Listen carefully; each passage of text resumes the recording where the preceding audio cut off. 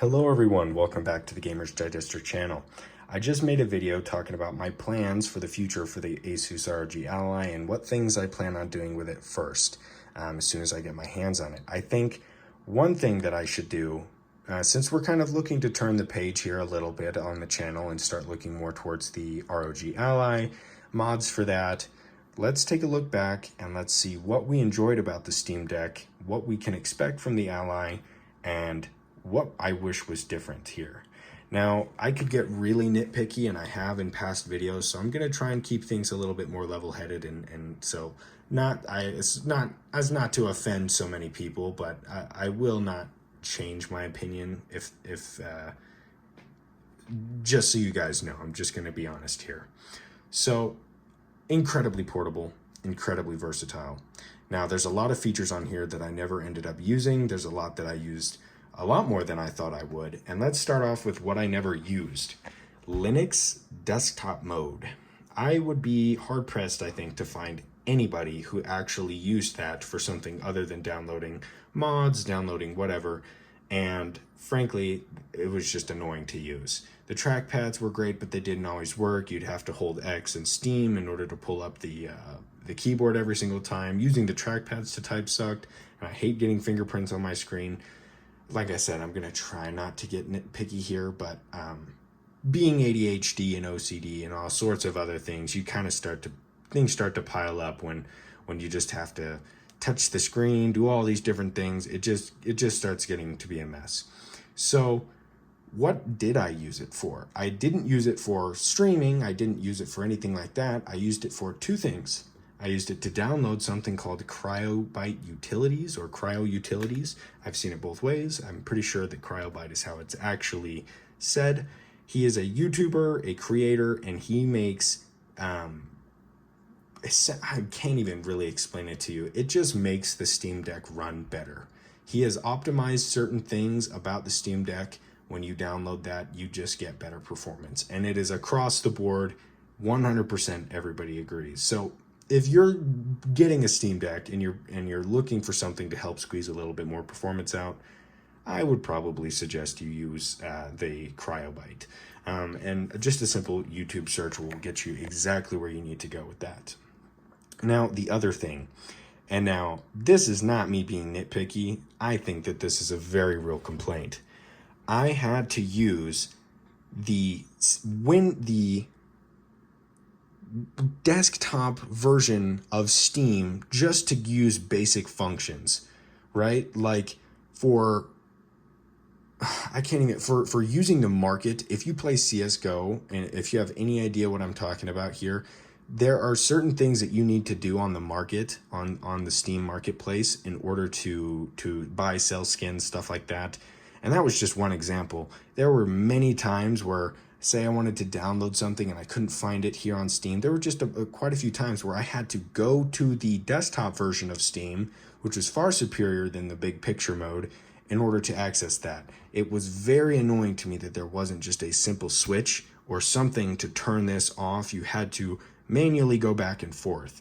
And that is just one of the many reasons I'm very excited to move over to Windows. And in my recent video that I just released earlier tonight, I do talk about some of the shortcomings of Windows. It's not really optimized to be working on these handhelds. So there's a lot of bloatware, stuff taking up a lot of processes in the background, but there are fixes for that, and I go over that in that video. But all in all, I am looking forward to using Windows. Having something in this bite size, like all-in-one, is nice. Just to kind of pick up and go. But as soon as you kind of want to start doing more, you get limited really quickly. One thing that I really did enjoy, and I know that probably everybody else did as well, was the overlay. Just having this performance overlay here was fantastic. Being able to turn this on for videos to show people what the performance was looking like, that was a godsend. That was awesome. And just being able, look at that. Whoop, let's close that out. One button, it's there. You got your basic view. You have everything there. You've got profiles that you can set up. You can lock frame limit. There are so many wonderful things that you can do here. as well as very easily access settings, brightness, audio, everything. Very, very nice. And I think that going to the Ally, that will be one of the things that I miss the most, is having a very easily accessible dedicated button that'll pull that up. Now, Armoury Crate. I'm not completely stupid. I'm not completely forgetting Armoury Crate. It's just, at least from everything I've seen recently, it's fairly buggy, it's a little bit unintuitive, and it's kind of clunky. Now, things can change. It is just software and not hardware. Things can change and will get better. I hope so. Asus is kind of got their hands full at the moment with a lot of different issues. If you are keeping up with the game news, you have an idea on what I'm talking about. Their motherboards and stuff are exploding, so not the best look for them at the moment. So hopefully they can find the time to try to work on getting software updates, BIOS updates, stuff like that. For all I know, it could be an entirely different team who works on that, and I'm assuming it probably is. Now, as far as cases and accessories, that was fantastic. That was one of my favorite things about the Steam Deck, is if you just go on Amazon and look up accessories for the Steam Deck, there are all sorts of different covers for everything, buttons you can swap out, joystick covers, cases with top covers that attach onto the case, portable battery packs that can attach to the back of cases. JSOX did wonderful with all of their different accessories. I have a back plate on that is see-through. I know that the case kind of makes it hard to see. I might take this off so I can show you guys that here in a second. But just the accessories were really incredible, and that is one thing that I am very disappointed with right now. I know it's barely even launch day, but what do we have to show for it so far, other than like a screen protector from D-Brand and some cheapo ones that just happen to fit the size on Amazon? There's like nothing. There's a case that they sell separately, and pretty much that's it. There is no stands. There is no, and what I mean by stand is there's nothing like this. Yeah, you can just use a rock or buy some other cheapo stand, but I like something that is intuitive and made for it that works. I am not a fan of this little paper cutout that they included with the Ally. I think that is one of the biggest, cheapest things they could have done. I know that the device was expensive and they're probably already eating costs pretty bad, but I mean, at least they included something, but it couldn't have been anything different. It couldn't have been plastic. It just has to be a little paper cutout. I digress. That's just, for me, that just comes off as lazy and cheap, and this device was not cheap. And there's no stickers. There's really nothing that comes with this device at all other than the device and a charging cable. And if you have purchased any newer iPhones, I think you understand where I'm going with this. Buying an iPhone 6 or an iPhone 5 back in the day, you know what you got? You got headphones, you got the charger brick, the cable. It came with everything that you needed, right? I mean, yes, besides the case and the screen protector. But now, with most devices, when you buy them, it is literally just the device, and if you're lucky, you get a power brick. Now, we were lucky with this in that they used the laptop cable. Yes, this is for their laptops. It's just been modified a little bit so that the cable isn't detachable, which I'm fine with. Just one less thing to break. Or it might break easier depending on how clumsy you are. If you trip, then it's really done. But for me, I enjoy the ones that are physically connected. Just less things pulling out. It's just better for me overall. Now, they did launch, I believe, some ROG headphones and a controller that are sold separately. I would say avoid those at all costs. They just seem like cheap, kind of gimmicky things. That I've heard the headphone quality isn't that great, and the controller kind of feels cheap. The back buttons are placed weird.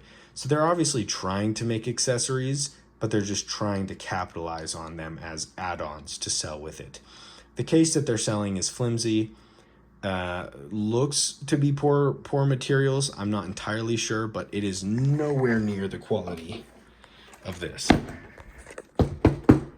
This has been amazing. I take this with me. of course, everywhere. The zipper is fantastic. This little rubber touch on the top, sorry it's having a hard time focusing, is amazing. I have loved this. Now, one funny thing that I found out, this fits perfectly. Doesn't shake when it's zipped down, it holds it snugly, and it doesn't hurt the joysticks either. They don't click or anything. So as soon as I get my Ally, why I haven't purchased the case for the Ally, now I might be insane, I'm gonna see if I can make it work.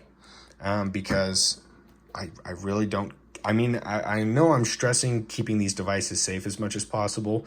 I really just have to walk from my car into work. I'm not running, I'm not doing anything crazy with it. I just want to make sure if it's snowing or raining that it doesn't get wet. Or if I leave it in my car, it won't get all dusty. I just want to make sure that it is at least covered. So I'm gonna try and repurpose this just because of loud noise warning, for just how nice and beefy this case is. One of the best add-ons with a device that to this day, that I have seen. I mean, consoles of course come with controllers, but that is incredible that it came with that case. Of course, $700, whatever, but yes, I was looking forward to a little bit more. So as far as my final thoughts for the Steam Deck, I think that pretty much covers what it for now. Until I get my Ally, it will be in the background here on as usual until my Ally comes on around the 14th. I know a lot of people's shipping times are all over the place. I've been talking about that in recent videos. Just expect that as soon as I get mine, you're going to start seeing some unboxing videos, some how-tos, stuff like that, just for everybody to kind of get educated a little bit more. And for me too, I'm definitely going to be watching as much content as I can get my hands on with this so that I know what I'm doing, I don't accidentally break anything, and just for fun, because hell, I know that we all enjoy this. So I thank everybody for sticking around if you did. I really appreciate all of your support. I really do.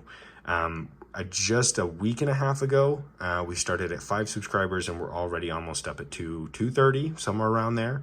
So this has really been a fun journey, and I hope you guys stick around. If you're not already joined, I urge you guys to subscribe because I post every day, if not twice, if not 3 times. I really don't have a lot going on right now. So this is pretty much what I'm doing for fun. So if you guys are passionate about this as much as I am, I really hope you stick around and enjoy the videos. You have a good rest of your day.